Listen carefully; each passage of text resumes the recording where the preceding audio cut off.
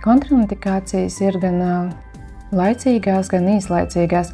Tās, pieņemsim, ir veselības anamnēzē, tas ir cukurdiabēts, noteikti mēs neveicam procedūru. Tas ir grūtniecības periods un laktācijas periods, kad sievietē ir ļoti liels hormonu šis te pieplūdums.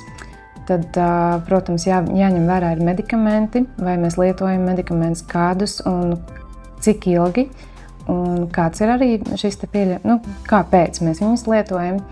Noteikti jāņem vērā arī pats veselības stāvoklis, vai nav šīs epilepsijas lēkmes, vai pieņemsim mentālās problēmas. Tieši šī iemesla pēc ir konsultācija, kad mēs viens ar otru iepazīstamies, izzinām jūsu vēlmes un manas iespējas, un tad mēs vienojamies jau par pašu procedūru klāstu un kā varam risināt.